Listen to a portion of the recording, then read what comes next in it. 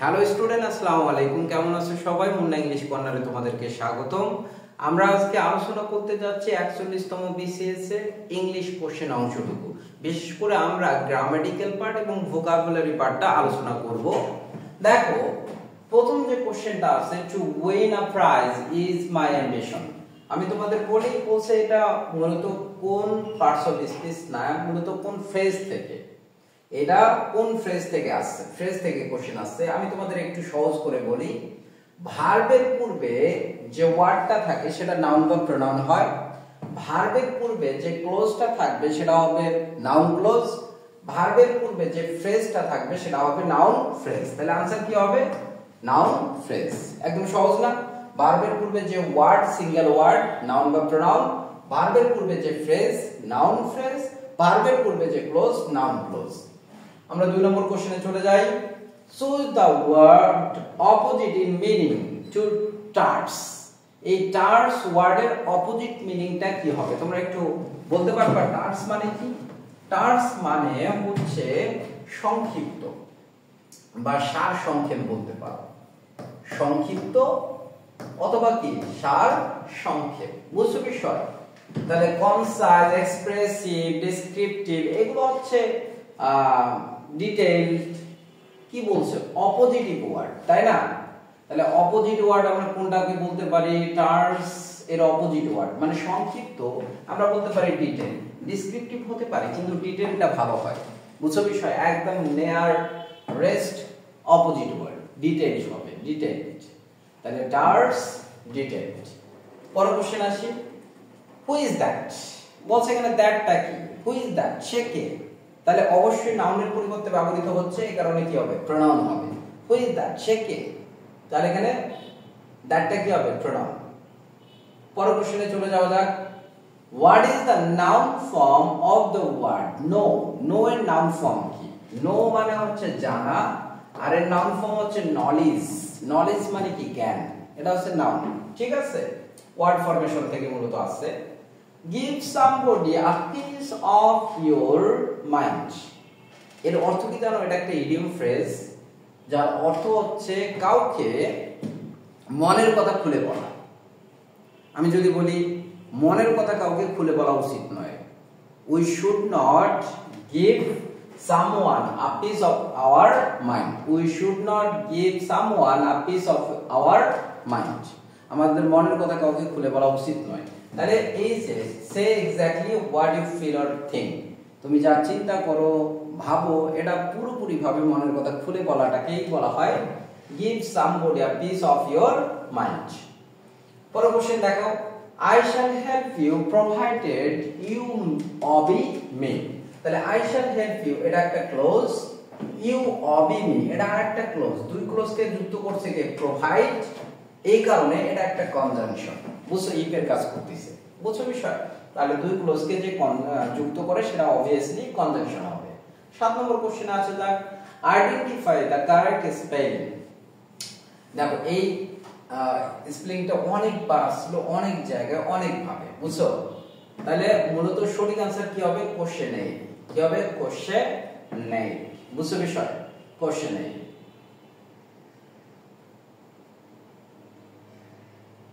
তাহলে বানান কি হবে? Q U E S T I O double N A I R E, বুঝছো? এটা এইভাবে থাকতো, তাহলে অপোজিট হয়ে যেত। তাহলে आंसर কোনটা হবে? কোশ্চেন নেই। শুধুমাত্র ডাবল কোশ্চেন এর সঙ্গে এন এ আই আর ই এই জিনিসটা আমরা যুক্ত করব, ঠিক আছে? কোশ্চেন নেই। ক্লিয়ার না? বুঝতে পারছি? পরের কোশ্চেনে আসা যাক। Which bird is a preposition? নিচের কোন সেন্টেন্সে বার্ডটা প্রিপোজিশন? তাহলে আমরা প্রত্যেকটা সেন্টেন্স দেখি। It is but right to admit our faults. It is but right to admit our fault. তাহলে এটা হবে না, এটা অ্যাডজেক্টিভ এর মতো কাজ করতেছে। what can we do? but sit and down, sit and wait। আমরা কি করতে পারি? but sit and wait, বসে থাকা এবং কি করা বাদ দিয়ে। তাহলে but এখানে ব্যতীত অর্থে ব্যবহৃত হচ্ছে, অর্থাৎ এটা একটা প্রিপোজিশন। এই বারটা কি করতেছে? দুটো ক্লোজকে যুক্ত করতেছে, এইজন্য এটা conjunction. There is no one but likes him তাহলে এটা আমরা মূলত কি হিসেবে ব্যবহার করতে পারতেছি নেগেটিভ রিলেটিভ হিসেবে, নেগেটিভ রিলেটিভ হিসেবে, কারণ আমরা বলতে পারি there is no one who does not like him। বুঝছো বিষয়? এরপর কোশ্চেনটা আসে যাক, identify the word that can be used as both singular and plural. Listen, কোন ওয়ার্ডটা সিঙ্গুলার প্লুরাল হিসেবে ব্যবহার হয়? আমরা উড, এটা অলওয়েজ কি সিঙ্গুলার, কারণ ম্যাটেরিয়াল নাউন, এটা কখনো প্লুরাল হয় না। ইস্যু এর প্লুরাল ফর্ম হচ্ছে ইস্যুস। লাইট, এটা কখনো প্লুরাল হয় না। তাহলে ফিশ আমরা এটাকে প্লুরাল করতে পারি, সিঙ্গুলারও করতে পারি। যেমন দেয়ার আর মেনি ফিশ আমরা বলতে পারি। এখন তোমরা বলতে পারো ভাই ফিশের প্লুরাল তো ফিশেস হয় ভাই যদি এই ফিশের পূর্বে সংখ্যা থাকে, যেমন দেয়ার আর 6 ফিশ না বলে তখন আমরা বলবো কি ফিশেস। তার মানে ফিশ যে নাউনটা আছে এর এটা সিঙ্গুলার ও প্লুরাল একই, কিন্তু যখন এই ফিশের পূর্বে সংখ্যা থাকবে তখন ফিশ না ব্যবহার করে প্লুরালটা ফিশেস ব্যবহার করি আমরা। তার মানে ফিশটা সিঙ্গুলার এবং প্লুরাল একই। পরের কোশ্চেনে আসা যাক, find out the correct passive form of the sentence who taught you friends. দেখো আমি তোমাদের বারবার বলছি প্রত্যেকটা বিসিএস এ আমরা দেখতে পাই যে হু থেকে কোশ্চেন ভয়েসের ভিতরে আসে। হু থাকলে কি বসে? বাই হুম। কি বসে? বাই হুম। এরপরে অক্সিলারি ভার্ব, এটা পাস্ট ইনডিফিনিট টেন্স, কি বসাবো আমরা? ওয়্যার। এরপরে সাবজেক্ট মানে অবজেক্টটা সাবজেক্ট হয়ে যাবে, কি বসাবো? ইউ। তাহলে বাই হুম, ওয়্যার, ইউ। ভার্বের কোন ফর্ম? Past participle. টট এর পাস্ট পার্টিসিপল ওটাই হয় ফ্রেন্ডস, ফ্রেন্ডস। ঠিক আছে, দেখো তো এই ভাবে কোনটা আছে, কোনটা আছে বলো? এই যে by whom, were, you, taught, friends. ঠিক আছে, পরের কোশ্চেনে চলে যাওয়া যাক। 11 number, the old man was tired of walking. দেখো এই ওয়াকিংটা এখানে কি? আমরা জিরান এবং পার্টিসিপলের যদি ক্লাস করে থাকি, আমার ক্লাসটা নিখুঁতভাবে আমি আলোচনা করছি যে প্রিপজিশনের পর যদি ভার্বের সঙ্গে আইএনজি থাকে সেটা নাউনের কাজ করে, এই কারণে সেটা জিরান হয়ে যায়। কি হয়ে যায়? জিরান। তাহলে প্রিপজিশনের পর ভার্বের সঙ্গে আইএনজি যদি থাকে সেটা কি হবে ভাই?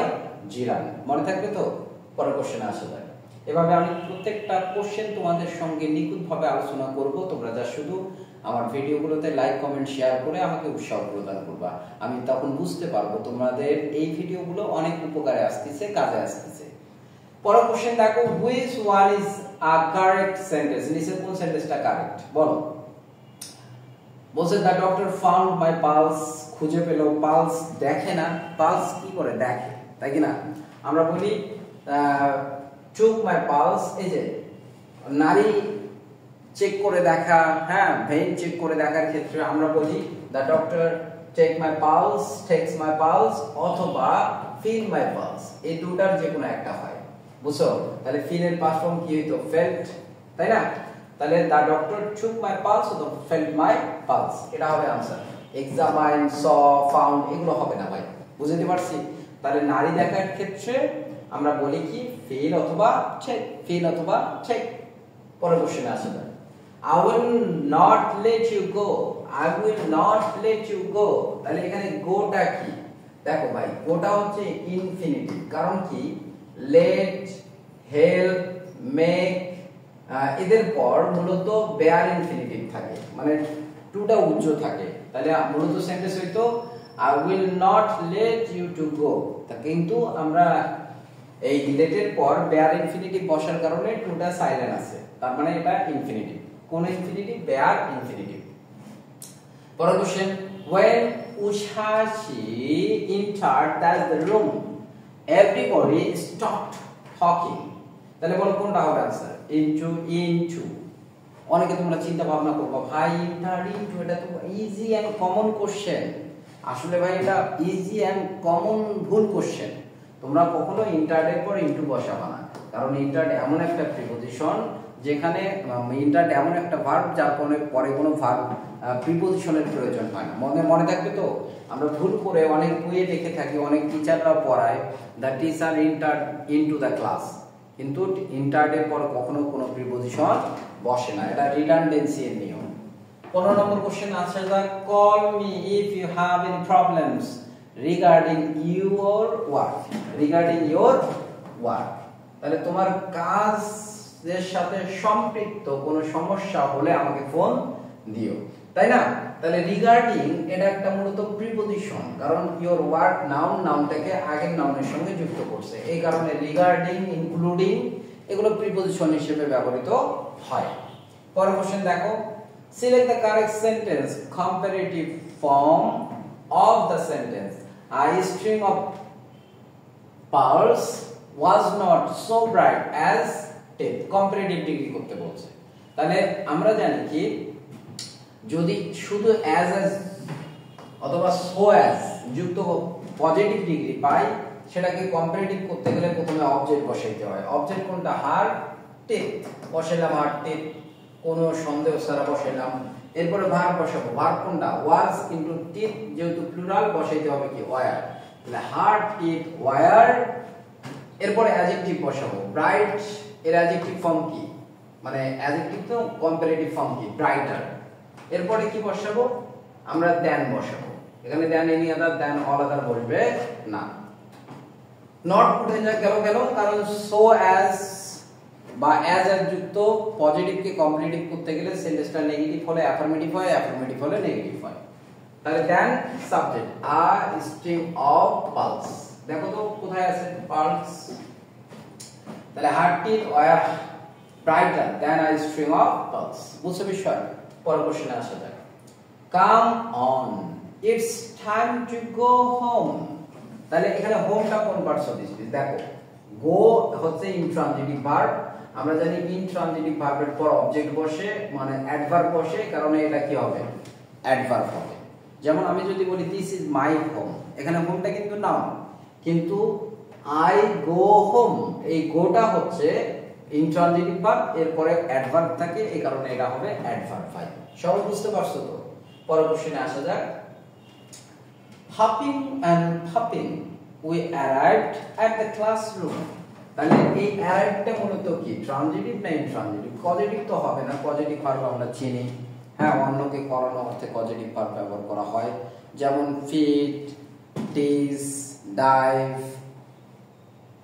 রেজ, এগুলো হচ্ছে পজিটিভ ভার্ব। শো, তো অ্যারাইভড, সে পৌঁছালো। কি পৌঁছাইলো? কাকে পৌঁছাইলো? কোনো কিছুই নাই। তাহলে কি বা কাকে দ্বারা প্রশ্ন করলে যদি উত্তর না পাই, সেটা হয় ইনট্রানজিটিভ ভার্ব। আর যদি উত্তর পাইতাম তাহলে কি হতো? ট্রানজিটিভ ভার্ব হতো। যদি তোমাদের ভার্বের ক্লাসের কোনো সমস্যা থেকে থাকে, বুঝতে না পারো ট্রানজিটিভ ইনট্রানজিটিভ কোনটা, তাহলে আমার ক্লাস দেখতে পারো, ঠিক আছে? ভার্বের উপর স্পেশাল ক্লাস দেওয়া আছে, তোমরা দেখতে পারো সেখানে গিয়ে। তো এই ছিল আমাদের 41 বিসিএস এর কোশ্চেন সলভ ক্লাস। তোমাদের যদি ক্লাসটা ভালো লেগে থাকে, অবশ্যই লাইক, কমেন্ট, শেয়ার করবা, আমার পাশে থাকবা। ধন্যবাদ সবাইকে। আসসালামু আলাইকুম।